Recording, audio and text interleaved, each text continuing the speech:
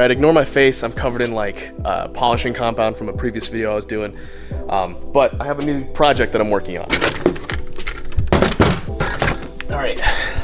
As some of you guys know, I have a gold AK that I've been working on like hardcore as fuck. I haven't been working on it, but someone else has been working on it. So here's the deal. It's hard to find these mags.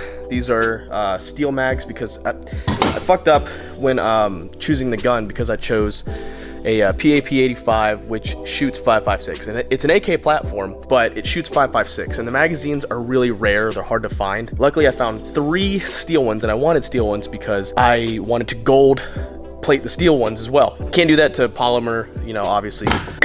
So I needed the steel mags. So found 3 of them online, sent 2 of them off to go get gold plated. But I kept this one. Why didn't I get all 3 done? Well, because I ordered this, which is a 75 round AK-47 drum chambered in 7.62, and that's the problem. Because they don't make a 5.56 AK pattern drum. The only people that I've been able to find that make a 5.56 pattern drum magazine in steel, it has to be steel because for the gold, I want to do it gold, is Norinco makes a cheap AR-15 steel drum mag that holds like 75 or 100 rounds or something like that, but it's $300, and I don't want to chop up a $300 mag because I would still have to change the lip feed from AR-15 to an AK pattern style. But here's the problem: 5.56. Problem is that the 5.56 is completely different. It's lip feeding. The AK is significantly wider, and the lips are wider as well. 5.56, however, are the narrower lips, and the lips themselves are smaller. So obviously, this is not going to fit in the 5.56 AK like this will. Just for shits and giggles, let's take a pair of calipers, or let's take my measuring tool here. Why the lips are here. So top of the lips, 0.93 of an inch, 23.6 millimeters, and then the AK-47 7.62, 26.7, or an inch and 1.05 of an inch, which is substantially bigger. Like, it's enough to where it won't fit in the gun. I brought some 5.56 with me to the shop, and I also put it in the drum to see if it would fit, and it does for the most part fit. It will feed them. But the issue I run into is that 5.56 is slightly longer than 7.62 or 2.23. It's a fraction of an inch. It's so small, but it's slightly bigger, and that causes it to get stuck inside of here. And it feeds the tip first, and sometimes it works, sometimes it doesn't. So that's the other reason. But the cool thing is that the 5.56 will close in the drum, and it will still function, which is exactly what I wanted it to do. So I'm basically gonna try to make this a 5.56 AK pattern drum, which I couldn't find anywhere. And a lot of people are probably saying, well, what about 5.45? And those don't work either. I got this for like 70 bucks, and then this is like $15 magazine technically. Basically what I'm gonna do is I'm gonna chop the head off of this and put it on this. So there's rivet there, rivet there, rivet there, and rivet there, and I feel like if I just grind those off, this whole top part might come off. Definitely need to pull all the 5.56 out before I get to grinding. Heaven forbid I should get it too hot and then one pops off. You know, nothing like a good old desktop. The cool thing is that the 5.56 does fit in the drum, and it will follow. So that's neat. It will, which was my main concern, you know. So if I can adapt this right, it'll be good to go. You know what they say, one handful of prayer and one handful of shit leaves you with a handful of shit. Actually, I don't think that's how the phrase goes at all, to be honest. If not, I can at least weld the tip on and have a cool looking drum for the AK that doesn't shoot. Don't worry guys, these sweet gardening gloves will keep me safe.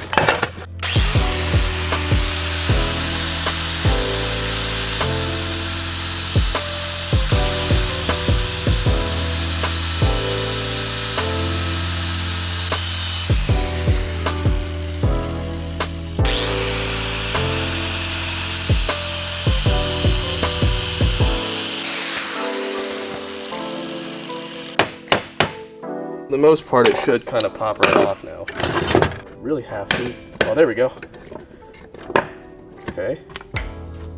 There we go. It's gonna get scratched. That's fine, as long as it's still functional. So, it looks like there's 2 tacks right there. 2 rivets. There's also a rivet there and a rivet there, which hold in this whole plate. I need this ramp. I definitely need this ramp. So I think the best course of action is to drill out where I see the rivets with a slightly bigger drill bit. So we're deattached here with these popped rivets here. So this front tang is still welded in place, which I do believe I need to manipulate. You want to see something cool? Boing!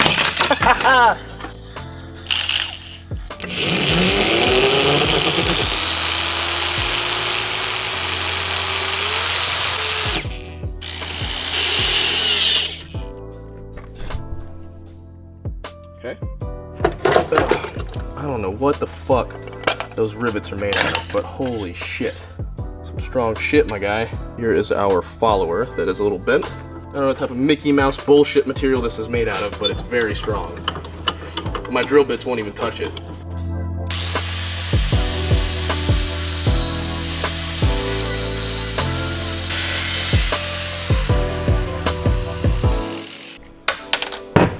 Ruined bit. All right, let's see what we have here. Now, this is kind of like a guide ramp that basically allows the bolts to come up. This is going to go on the inside of here. So, we're going to reconstruct this. This goes on the left side, and then we would tack weld that in place. Flatten this out. This is going to sit on the inside of here. Compression spring up against it. Actually, I'll probably have to compare the two sizes, top of the lip to the top of the feeding ramp. Oh, cut just a little bit below the bottom tang of where the magazine well locks in place. So we've got a little scratch mark right there.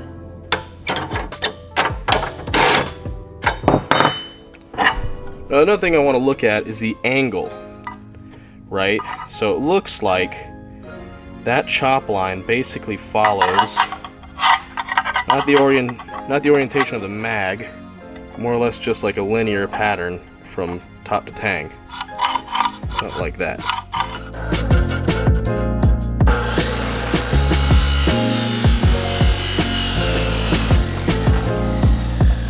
Clean up the inside here a little bit.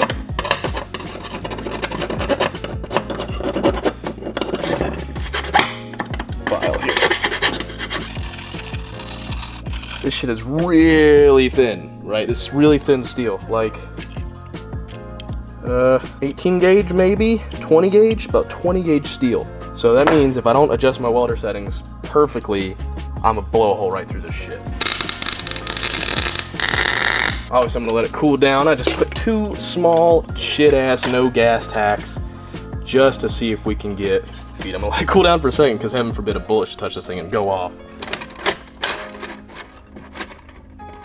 Do have some failure to feeds, go figure. No way, I was totally not expecting that. Right, let's see what's happening. And it's getting caught on the lip. There too? Really? Thought I fixed this.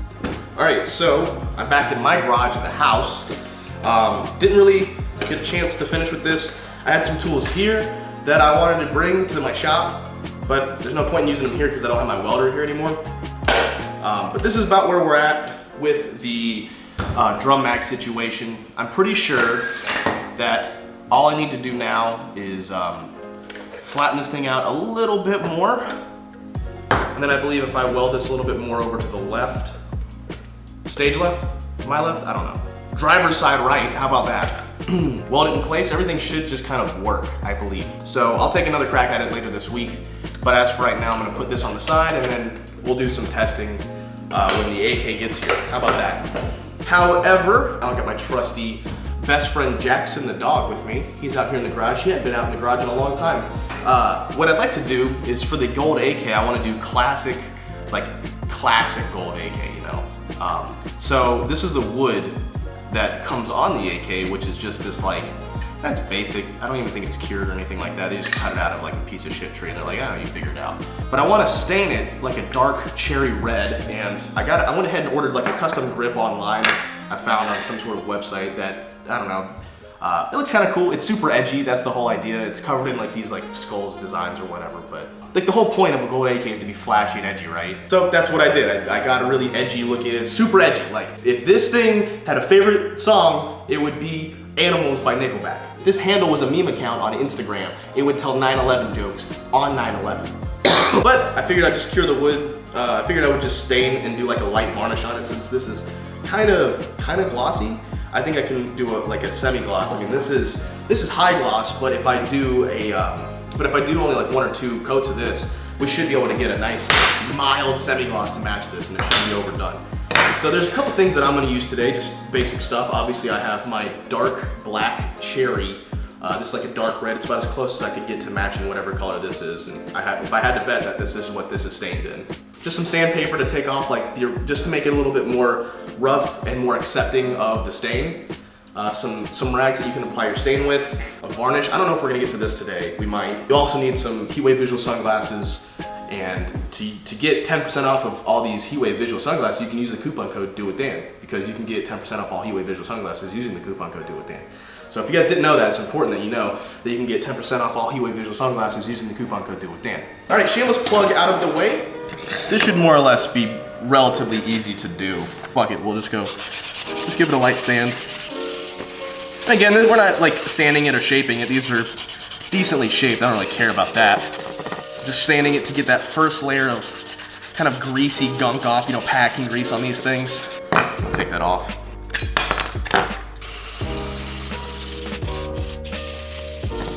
And again, I'm using like 220 grit. I don't want to get too aggressive and lose my curves. I just want to get, just trying to get lighten up the wood a little bit and just make it more accepting of the stain. Normally I work with metal, right? So working with wood is always so strange to me because of how quickly the material goes away.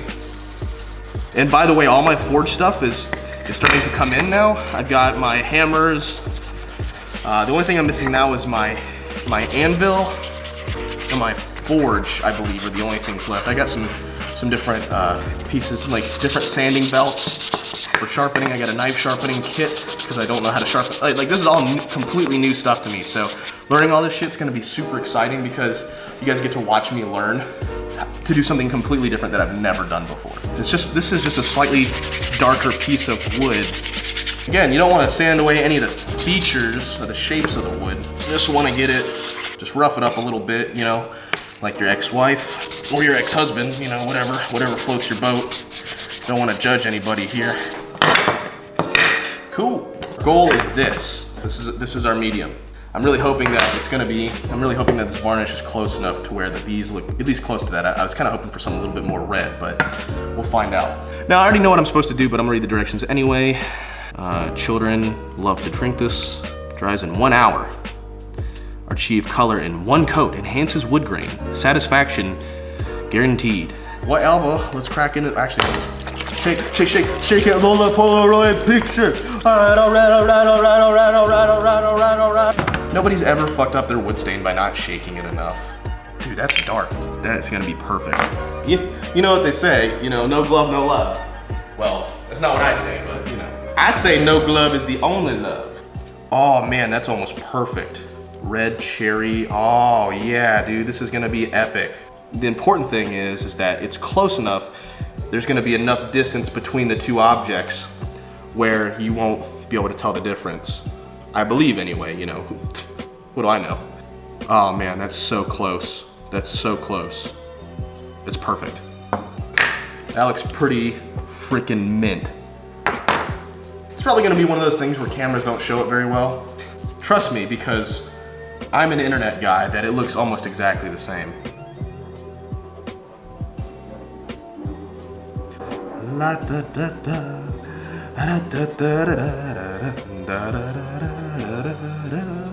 Gosh, this looks so good. Better than I really thought it was going to, which is great to say, because it seems like most times when I do projects, I'm always like, well, that doesn't look as good as I thought it was gonna look, but I still like it, blah, blah, blah. But this is the exact opposite. This is so unbelievably close that I'm not even concerned.